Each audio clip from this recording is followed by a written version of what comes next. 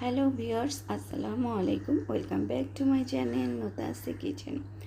আজকে আমি আপনাদের সামনে হাজির হয়ে গিয়েছি মজাদার একটা আমের রেসিপি নিয়ে। আর আশা করছি এই আমের রেসিপিটা বা এই আচারটা সবাই অসম্ভব পছন্দ করে থাকেন। আমার কাছে মনে হয় যত ধরনের আমের আচার আছে তার মধ্যে এই আমের আচারটাই হলো সব থেকে স্বাদের দিক থেকে বেস্ট।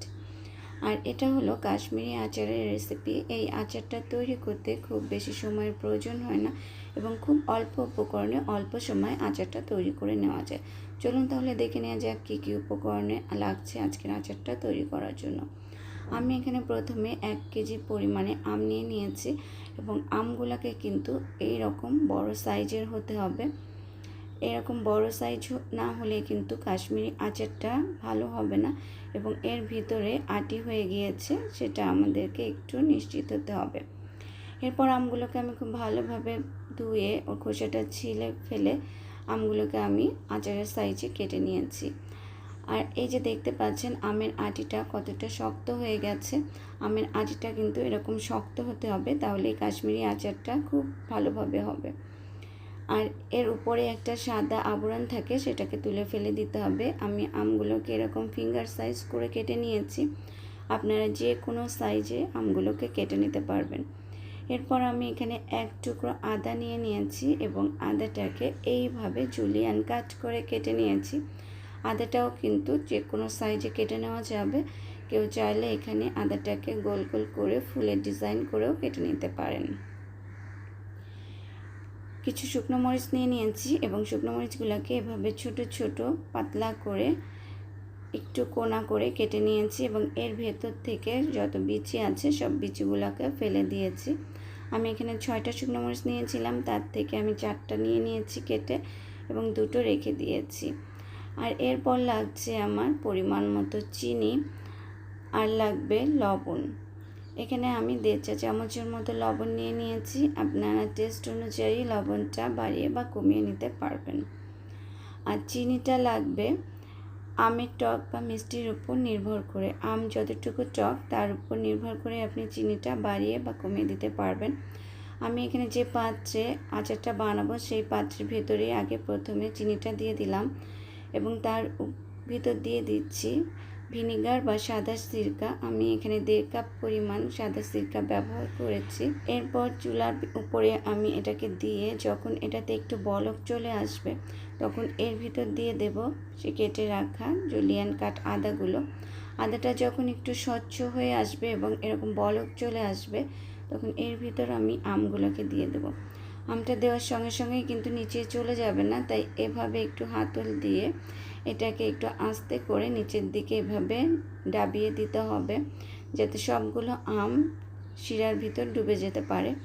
এরপর এটাকে আমি ঢেকে রেখে দেব 10 থেকে 15 মিনিটের জন্য এবং চুলার আঁচটাকে কিন্তু আমি মিডিয়াম হিটেই রেখেছি পুরো রান্নাটাতেই। এই যে যখন এরকম বলক চলে আসবে 10 থেকে 15 মিনিটের পর আমি ঢাকনাটাকে খুলে নিচ্ছি এবং দেখতে পাচ্ছেন অনেকটাই কিন্তু আমগুলো নরম হয়ে এসেছে। আর এর ভিতর এখন আমি দিয়ে দিচ্ছি লবণ আর দিয়ে দেব সেই কেটে রাখা শুকনো মরিচগুলো। লবণটা দিয়েও আমি একটু মিলিয়ে নিচ্ছি এবং শুকনো মরিচটা দিয়েও আমি আবার একটু সব কিছুর সঙ্গে মিলিয়ে দেব যাতে শুকনো মরিচটা ভালোভাবে আচারের সঙ্গে মিশে যায়। এবং এভাবে আলতো হাতে আমি আরেকটু করে করে চেপে দিচ্ছি। দেখতেই পাচ্ছেন আচারগুলো কিন্তু অনেকটাই হয়ে এসেছে। এই আচারটাতে কিন্তু কোনো পানি ব্যবহার করতে হয় না।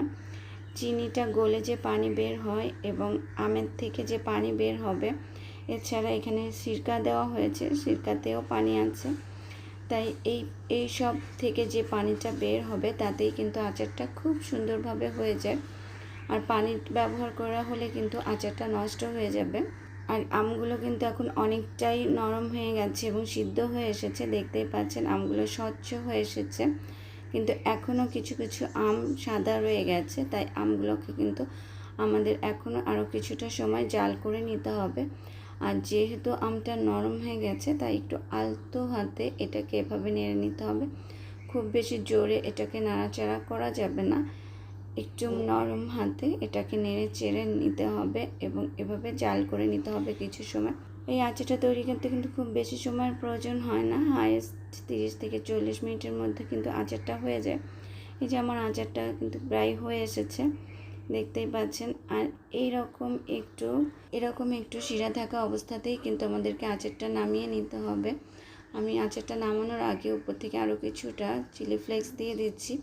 আর আপনারা কিন্তু অবশ্যই চিনি এবং লবণটাকে টেস্ট করে নেবেন, কারণ আমের টক মিষ্টির উপর কিন্তু চিনিটা নির্ভর করে। আমার এখানে আম ছিল 1 কেজি, তাই আমি এখানে চিনি নিয়েছি 900 গ্রামের মতো, এবং আমার আমটা খুব বেশি টক ছিল না। আর এই যে দেখতে পাচ্ছেন আমি এখন চুলাটা অফ করে দেব, কিন্তু কোন অবস্থাতে আমি চুলাটা অফ করে দেব আমি দেখিয়ে দিচ্ছি। এরকম শিরাটা নরম পাতলা থাকা অবস্থাতেই কিন্তু চুলাটা অফ করে দিতে হবে, কারণ চুলা থেকে নামানোর পর যখন আচারটা ঠান্ডা হয়ে যাবে তখন কিন্তু শিরাটা আরও বেশি ঘন হয়ে যাবে। তাই এরকম পাতলা থাকা অবস্থাতেই কিন্তু আমাদের চুলাটা অফ করে দিতে হবে। এবং আমি অপেক্ষা করছি আচারটা ঠান্ডা হয়ে আসা পর্যন্ত। অবশ্যই আচারটাকে ঠান্ডা করে নিতে হবে, কোনো অবস্থাতেই গরম থাকা অবস্থাতেই আচারটা আমরা বয়মে ভরবো না, তাহলে কিন্তু আচারটা নষ্ট হয়ে যাবে। এই যে দেখেন আচারটা ঠান্ডা হওয়ার পর আমি এই যে এভাবে বয়মে ভরে নিয়েছি। আর এই আচারটা কিন্তু অনায়াসে আপনি 6 মাস থেকে 1 বছর পর্যন্ত খেতে পারবেন। আর এটা খুব বেশি রোদে দেওয়ার ঝামেলা নেই, তারপরও যদি কিছুদিন পর পর একটু বের করে রোদে দিয়ে নেন তাহলে আচারটা ভালো থাকবে। আর এটা নর্মাল ফ্রিজে রেখে দিলেও আপনার অনায়াসে আপনি 1 বছর পর্যন্ত খেতে পারবেন। আর আচারটা কিন্তু কোনো এঁটো হাত দিয়ে এটা ধরা যাবে না, এবং কোনো ব্যবহার করা চামচ দিয়ে ধরা যাবে না। মোটামুটি হচ্ছে আচারটা ভালো রাখতে চাইলে একেবারে ফ্রেশ চামচ এটাতে ব্যবহার করতে হবে। আর এই আচারটা খেতে কিন্তু অসম্ভব মজার হয়ে থাকে। একবার যদি তৈরি করে দেখেন তাহলেই কিন্তু বুঝতে পারবেন যে আচারটা কতটা টেস্টি হয়ে থাকে, এবং দেখতেও কিন্তু আচারটা খুব সুন্দর হয়ে থাকে। যতটা দেখতে সুন্দর ততটা খেতেও লোভনীয় হয়ে থাকে। আশা করছি আমার আজকের রেসিপিটা সহজ করে দেখাতে পেরেছি আপনাদের সামনে, এবং আপনাদের কাছেও ভালো লেগেছে। যদি আমার রেসিপিটা ভালো লেগে থাকে তাহলে অবশ্যই আমার চ্যানেলটাকে সাবস্ক্রাইব করবেন এবং পাশে বেল বাটনে প্রেস করে রাখবেন।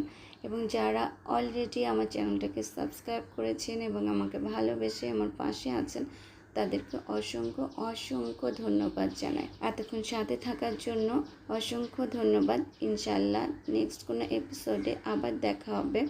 ততক্ষণ পর্যন্ত সবাই ভালো থাকবেন, সুস্থ থাকবেন। আল্লাহ হাফেজ।